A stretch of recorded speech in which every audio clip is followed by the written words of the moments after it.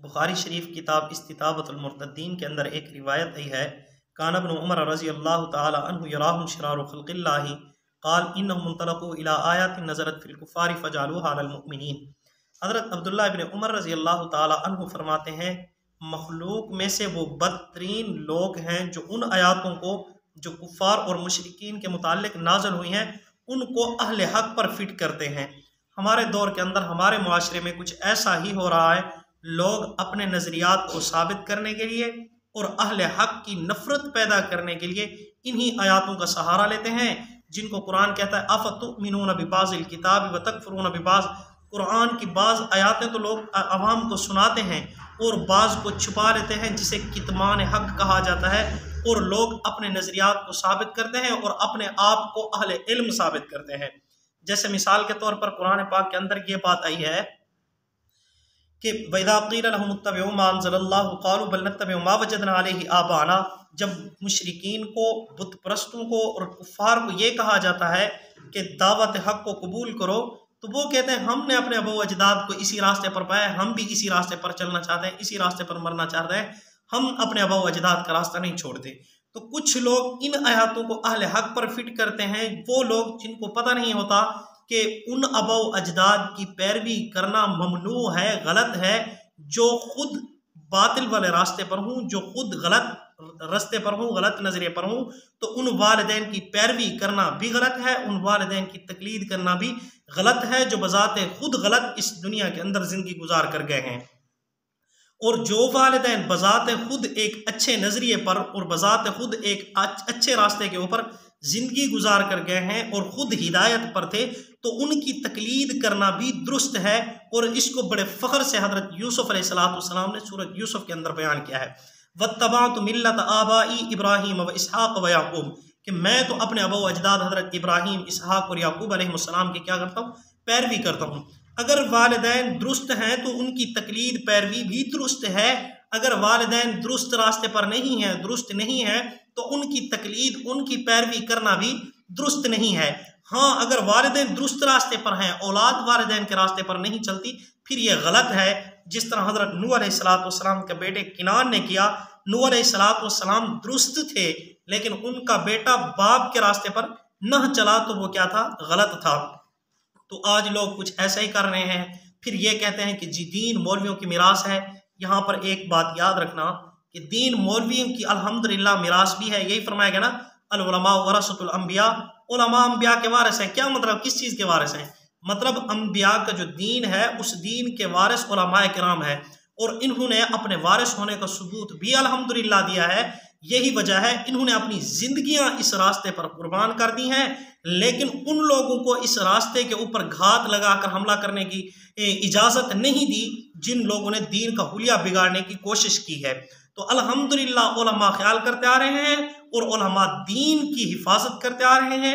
انہی کے بارے میں جناب نبی کریم صلی اللہ علیہ وآلہ وسلم نے فرمایا، لا یزال من امتی امت قائمۃ بامر اللہ، کہ قیامت تک ایک ایسی جماعت برحقہ قائم رہے گی، لا یضرهم من خذلهم ولا من خالفهم حتی یأتی امر اللہ وهم علی ذلک، نہ تو ان کا دشمن ان کو اکھیڑ سکے گا اور نہ ہی ان کا کوئی اس طرح کا مخالف ان کو اکھاڑ سکے گا کہ جو ان کو بالکل تباہ و برباد کر دے اور ان کو ان کے راستے سے ہٹا دے۔ نہ تو ان کا مخالف اس طرح کا کام کر سکتا ہے، نہ ہی ان کا کوئی دشمن اس طرح کا کام کر سکتا ہے۔ حتی یأتی امر اللہ وهم علی ذلک، قیامت آ جائے گی لیکن وہ اس راستے پر ڈٹے رہیں گے اور اس راستے پر کیا ہے؟ مضبوطی سے گامزن رہیں گے، اور کیا ہے؟ اس راستے کو سنبھال کر رکھیں گے۔ تو وہ اس وقت روئے زمین کے اوپر اگر جماعت ہے تو وہ اہل علم کی جماعت ہے، جو اہل علم کی جماعت در حقیقت ہمیں شریعت محمدیہ صلی اللہ علیہ وآلہ وسلم پر چلاتی ہے۔ اب یہاں پر کچھ لوگ کیا کرتے ہیں؟ پھر وہی بات کرتے ہیں کہ جی دین چھوڑو، ہم سے لو، کیوں؟ ہمارے پاس کتاب اللہ ہے۔ بھئی تمہارے پاس کتاب اللہ کہاں سے آئی ہے؟ بھئی جنہوں نے کتاب اللہ ہمیں تک پہنچائی ہے، ہم ان کا راستہ چھوڑ دیں اور آپ کا مان لیں اور آپ کو اپنا لیں؟ وہ جو کڑی بکڑی جڑتے ہوئے آئے ہیں، وہ جنہوں نے سینہ بسینہ علم حاصل کیا ہے، وہ لوگ جنہوں نے زندگیاں قربان کی ہیں، ان کو چھوڑ دیں، اور یہ جو کل کے آئے ہیں جن کو دین کے بارے میں پتہ ہی نہیں ہے کہ الف با کے اندر 2 یا آئی ہیں تو کیوں آئی ہیں، جن کو ٹکے برابر علم کے بارے میں معلومات نہیں ہے، تو وہ کہتے ہیں کہ دین کی تشریح ہم سے قبول کرو۔ تو میں نے آپ کو بتایا ہے چونکہ وہ جماعت موجود ہے جو کیا ہے دین کے اصولوں کے مطابق دین کی تشریح کرتی ہے اور کیا ہے دین کے اندر کمی زیادتی نہیں کرنے دیتی، وہ الحمدللہ اہل علم کی جماعت ہے جو کیا کرتی ہے شریعت محمدیہ صلی اللہ علیہ وسلم پر چلاتی ہے۔ تو پھر میں یہیں پر آپ کو بتا رہا تھا کچھ لوگ کہتے ہیں کہ جی دیوبندی، بریلوی اور اہل حدیث یہ تفرقے بنائے ہوئے ہیں، ان تفرقوں سے نجات پاؤ اور قرآن کے راستے پر آؤ۔ بھائی در حقیقت آپ یہ دیکھیں آپ کو مسلک کے بارے میں علم نہیں ہے۔ دیوبندی، بریلوی، اہل حدیث یہ در حقیقت ایسے ہی ہیں جس طرح موٹر وے ہوتی ہے تو موٹر وے کو ملانے کے لیے رابطہ سڑکیں ہوتی ہیں، در حقیقت ہے تو شریعت محمدیہ لیکن اس پر پہنچنے کے لیے کیا ہے رابطہ سڑکیں ہیں۔ تو اگر یہ ہیں ان کے اوپر کوئی چلتا ہے تو اس کا یہ مطلب نہیں کہ وہ غلط ہے۔ دیوبندی ہے مسلمان ہیں، اہل حدیث ہیں بھائی مسلمان ہیں، بریلوی ہیں تو کیا ہیں مسلمان ہیں، اور سب کا ایک ہی اصول ہے۔ سب سے پہلے آپ کو بتاتا چلوں اہل سنت کسے کہتے ہیں؟ اہل سنت دیوبندی ہیں، اہل سنت ہیں، بریلوی ہیں، اہل سنت ہیں، اہل حدیث ہیں وہ بھی اہل سنت ہیں، شافعی، مالکی، حنبلی، حنفی سارے کے سارے کیا ہیں اہل سنت ہیں۔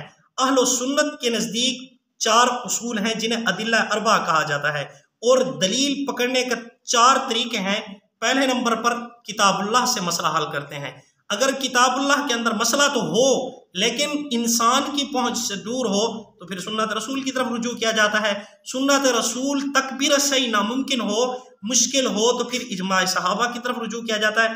اگر وہاں تک بھی ہماری رسائی ممکن نہیں ہے تو پھر کیا کیا جاتا ہے ان تینوں کو کتاب اللہ سے، سنت رسول سے، اجماع صحابہ سے اصول پکڑ کر قیاس کیا جاتا ہے۔ اب قیاس کیا ہے قیاس سمجھانا پڑے گا۔ قیاس کہتے ہیں در حقیقت استنباط کو، استنباط کہتے ہیں زمین کی تہوں میں سے پانی کے نکالنے کو استنباط کہتے ہیں، اور جو پانی نکالنے والا ہوتا ہے اس کو مستنبط کہتے ہیں۔ مثال کے طور پر کوئی بندہ کنواں کھودتا ہے زمین میں، پھر وہ کنواں کھود کر پانی نکال آتا ہے تو اس پانی نکالنے والے کو مستنبط کہتے ہیں اور اس کی اس محنت کو استنباط کہتے ہیں۔ تو اب چونکہ جس نے پانی نکالا ہے اس کی محنت کا بھی ہم اقرار کرتے ہیں، اس کی محنت کا انکار نہیں کرتے، تو اسی طرح وہ یہ دعویٰ نہیں کر سکتا کہ یہ پانی میرا ہے، وہ یہ نہیں کہتا کہ پانی میرا ہے، بلکہ وہ یہی کہتا ہے کہ پانی تو اللہ پاک کا ہے، محنت میری ہے۔ ایسے ہی مجتہد ان تینوں سے اصول پکڑ کر مسئلہ نکالتا ہے، پھر یہ کہتا ہے محنت میری ہے، اور کیا ہے مسئلہ در حقیقت قرآن حدیث اجماع کا ہے، میرا اپنا مسئلہ نہیں ہے۔ ہاں اگر یہ مسئلہ قرآن اور حدیث کے ساتھ ٹکرائے، اس کو ردی سمجھ کر، اس کو گند سمجھ کر کوڑا کرکٹ کے اندر پھینک، کوڑے دان کے اندر پھینک دینا اور قرآن اور حدیث کے مطابق کیا کر لینا عمل کر لینا۔ اب اس کو میں مثال کے ذریعے سمجھاتا ہوں۔ مثال کے طور پر گلیشر ہیں۔ گلیشر جب زمین گرم ہوتی ہے نیچے سے یا اوپر سے سورج کی شعائیں پڑتی ہیں، تپش پڑتی ہے، تب گلیشر پگھلتے ہیں تو ان سے پانی، پگھلا ہوا پانی دریاؤں کی صورت میں آ جاتا ہے، پھر دریاؤں سے پانی نہروں کی شکل اختیار کر جاتا ہے، پھر مزید پانی آگے پہنچانے کے لیے نہروں سے نالے بنائے جاتے ہیں۔ اب یہ 4 چیزیں بن گئی۔ پہلے نمبر پر کلام اللہ ہے، اس کو میں نے تشبیہ دی ہے گلیشر کے ساتھ۔ دوسرے نمبر پر سنت رسول ہے، اس کو میں نے تشبیہ دی ہے دریاؤں کے ساتھ۔ تیسرے نمبر پر اجماع صحابہ ہے، اس کو میں نے تشبیہ دی ہے نہروں کے ساتھ۔ چوتھے نمبر پر قیاس ہے، اجتہاد ہے، اس کو میں نے تشبیہ دی ہے نالوں کے ساتھ۔ اب یہاں پر سمجھنے کی بات یہ ہے کہ اگر ہماری ممکن گلیشر تک، مطلب کلام اللہ تک ہماری پہنچ، ہماری رسائی نہیں ہے، ممکن نہیں ہے، تو پھر ہم دیکھیں کہ دریا سے، جس کو میں نے تشبیہ دیا سنت رسول کو، وہاں تک ہماری رسائی ممکن ہے کہ نہیں؟ اگر وہاں تک بھی ہماری رسائی نہیں ہے تو پھر نہروں سے میں نے تشبیہ دی ہے اجماع کو، پھر اجماع سے اگر ان تینوں تک ہماری پہنچ نہیں ہے تو پھر نالوں سے مستفید ہونا پڑتا ہے، اور نالوں سے بھی وہ مستفید ہوتی ہیں جو زمینیں نالوں کے ساتھ اٹیچ ہوں۔ تو جو زمینیں نالوں کے ساتھ اٹیچ ہی نہیں ہیں تو وہ مستفید ہی نہیں ہو سکتی۔ اسی طرح کلام اللہ کو میں نے تشبیہ دی گلیشر کے ساتھ، سنت رسول کو میں نے تشبیہ دی ہے دریاؤں کے ساتھ، اجماع صحابہ کو میں نے تشبیہ دی ہے نہروں کے ساتھ، اور قیاس اجتہاد کو میں نے تشبیہ دی ہے نالوں کے ساتھ۔ اب امت محمدیہ ایسے کلام اللہ ہے، سنت رسول ہے، اور اسی طرح اجماع صحابہ ہے، قیاس ہے۔ اب امت ان کے ساتھ جڑتی ہے تو وہ تو مستفید ہو جائے گی، اور جو ان میں ماہر ہیں وہ ماہرین بتاتے ہیں اصول دین یہ ہیں، وہ ماہرین ہماری رہنمائی کرتے ہیں کہ در حقیقت صراط الذین انعمت علیہم، درست راستہ منعم علیہ والا راستہ جو ہے وہ یہ ہے، اور اصل دین یہ ہے جس کے اندر کوئی مکسنگ نہیں کی گئی۔ اگر ہم ان ماہرین کی مہارت پر یقین رکھتے ہیں اور ان کی رہنمائی سے مستفید ہو جاتے ہیں تب ہم نقصان سے بچ جاتے ہیں۔ نقصان سے مراد یہ ہے کہ ہم الٹا راستہ جو غیر المغضوب علیہم ولا الضالین، مغضوب اور ضالین والا راستہ ہے، اس راستے سے بچ کر اس راستے پر چل سکتے ہیں جو کیا ہے، ان لوگوں کا راستہ ہے جن پر اللہ نے انعام کیا ہے، اولئک الذین انعم اللہ علیہم من النبیین والصدیقین والشہداء والصالحین۔ تو ان کے راستے پر ہم چل سکتے ہیں جب کیا کر سکتے ہیں، ہم ان پر یقین کر سکتے ہیں۔ تو پھر اس میں نے جو تشبیہ دی ہے اس تشبیہ کے ذریعے ہم مثال کو تھوڑا مزید بھی کھول سکتے ہیں۔ مثال کے طور پر گلیشر پگھلے، پانی دریاؤں کے اندر آیا، اب دریاؤں کے اندر کسی نے گڈر لائن بھی مکس کر دی اور اس گڈر لائن کے اندر ایسے زہریلے کیمیکل چھوڑے گئے جو پانی کے اندر پانی کو بھی جا کر اس طرح گندا کر دیتے ہیں کہ وہ پانی جس کھیت کے اندر جائے تو وہ کھیت تباہ ہو جاتا ہے۔ پھر ماہرین ہمیں یہ بتلاتے ہیں کہ یہ پانی اپنی زمینوں کے اندر نہ لگانا، نہیں تو تمہارے کھیت تباہ ہو جائیں گے۔ پھر یہاں پر دیکھیں گے ہمارے پاس بھی ایسی لیبارٹری آلات ہیں یا نہیں ہیں جن کے ذریعے ہم خود اس پانی کو چیک کر سکیں۔ اگر ہمارے پاس آلات ہیں تو پھر ہماری ذمہ داری بنتی ہے ہم اس پانی کو خود چیک کر لیں۔ اگر ہمارے پاس آلات نہیں ہیں تو پھر نقصان سے بچنے کے لیے ضروری ہے جو ماہرین ہیں ان کی مہارت پر یقین رکھیں اور ان کی رہنمائی کیا کریں، ان کی رہنمائی سے مستفید ہوں اور اپنی کھیتی کو نقصان سے بچا لیں اور اپنی زمین کو بھی بنجر ہونے سے بچا لیں اگر ہم ان کی رہنمائی پر عمل کر لیتے ہیں اور ان کی رہنمائی پر یقین کر لیتے ہیں۔ ایسے ہی جو اہل علم ہیں وہ بتلاتے ہیں کہ یہ در حقیقت مسئلہ اس طرح ہے، اس کے اندر مکسنگ نہیں کی گئی اور اس کے اندر اپنی رائے کو قائم کیا گیا ہے، اس میں اپنی رائے پیش کی گئی ہے، اپنی رائے کو گھسایا گیا ہے۔ تو اگر پہلے نمبر پر ہمارے پاس علم ہے، ہم نے اہل علم سے علم حاصل کیا ہے، ہمارے پاس علم ہے، تو ہم خود چیک کریں کہ آیا کہ یہ روایت، یہ مسئلہ قرآن اور حدیث کے موافق ہے یا مخالف ہے۔ اگر ہمارے پاس علم ہے تو ہم خود کیا کریں، اس کی جانچ پڑتال کریں۔ اگر ہمارے پاس علم نہیں ہے تو پھر اہل علم کی رائے پر کیا کر لیں، عمل کر لیں۔ پھر اس سے کیا ہوگا، ہم سیدھے راستے پر رہیں گے اور غلط فہمی سے بھی بچ جائیں گے۔ چونکہ میں نے تشبیہ دی ہے پانی کے ساتھ، تو پانی پر ایک اور غلط فہمی کو بھی دور کرتا جاؤں کہ ہمیں غلط فہمی ہو جاتی ہے۔ مثال کے طور پر کئی قسم کے پانی ہیں، سب میں سردار پانی زمزم کا پانی ہے، پھر اس کے بعد وہ پانی ہے جو میٹھا پانی ہے جس سے امت مستفید ہوتی ہے، تیسرا وہ پانی ہے جو کھارا پانی ہے جس کے اندر زندگی ہے ہی نہیں، جس کے اندر حیات کا تصور ہی نہیں ہے۔ تو اب ماہرین کو پتہ ہوتا ہے کہ یہ پانی کس قسم کا ہے، وہ زمزم کا پانی ہے یا عام پانی جسے امت محمدیہ استعمال کرتی ہے، انسانیت استعمال کر رہی ہے، کیا یہ وہی پانی ہے یا کھارا پانی ہے۔ تو اگر ہمارے پاس آلات ہوں گے تو پتہ چل جائے گا۔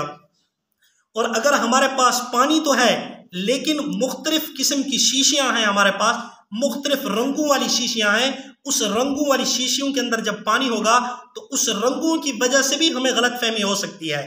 تو جو ماہرین ہوں گے، جو اس کے بارے میں علم رکھنے والے ہوں گے، ان کو ان کے بارے میں پتہ ہوگا کہ پانی کے اندر رنگ مکس کیا گیا ہے یا نہیں، پانی اپنی اوریجنل رنگت کے اندر ہے، یہ رنگ ڈبیا کا، شیشی کا رنگ ہے یا پانی کا رنگ ہے۔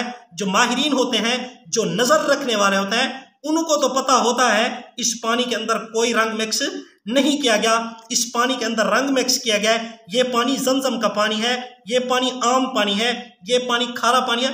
ان کو علم ہوتا ہے جو کیا ہوتے ہیں، ماہر ہوتے ہیں۔ مثال کے طور پر سرخ ڈبیا ہے، اس کے اندر پانی سفید ہو تو سرخ نظر آئے گا۔ اسی طرح سفید ڈبیا ہے، سفید شیشی ہے، اس کے اندر پانی ہوگا تو وہ ہمیں سفید نظر آئے گا۔ اگر بلیک شیشی ہے تو اس کے اندر پانی بھی ہمیں بلیک نظر آئے گا۔ جو ماہرین ہوتے ہیں وہ بتلاتے ہیں کہ پانی کا اپنا رنگ ہے، یہ جو سفید، سرخ اور سیاہ آپ کو رنگ نظر آ رہے ہیں یہ در حقیقت شیشی کے رنگ ہے۔ تو یہی مجتہد اجتہاد کرتا ہے اور ہمیں آگاہ کرتا ہے کہ در حقیقت مسئلہ یہ ہے، آپ کو جو غلط فہمی ہو رہی ہے قرآن اور حدیث سے، اس کی وجہ یہ ہے کہ آپ کو غلط فہمی ہو رہی ہے، اس کا تعلق فلاں کے ساتھ ہے۔ مثال کے طور پر میں آپ کو بتاتا چلوں، ازواج مطہرات رضوان اللہ علیہن انہوں نے حج کے موقع پر اپنے کانوں کے نیچے بال کتروائے۔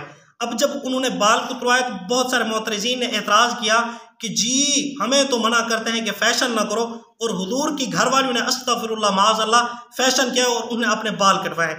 یہ غلط فہمی کیوں ہو رہی ہے؟ ان کو پتہ نہیں تھا کہ جب حج کے لیے جاتے ہیں تو پھر عورت کے لیے یہی ضروری ہے کہ وہ کیا ہے، تھوڑے تھوڑے بال کٹوا دے۔ تو انہوں نے حج کے موقع پر یہ تھوڑے تھوڑے بال کٹوائے تھے، اور امت نے کیا کر دیا، غلط فہمی کے شکار ہو گئی، اور انہوں نے یہ سمجھنا شروع کر دیا جس طرح آج کے دور کے اندر عورتیں فیشن کے طور پر بال کٹواتی ہیں کانوں کے نیچے سے، اسی طرح استغفر اللہ معاذ اللہ ازواج مطہرات نے بھی بال کٹوائے تھے۔ تو یہ غلط فہمی تب ہوتی ہے جب اصول دین سے کیا ہوتے ہیں، ناواقف ہوتے ہیں۔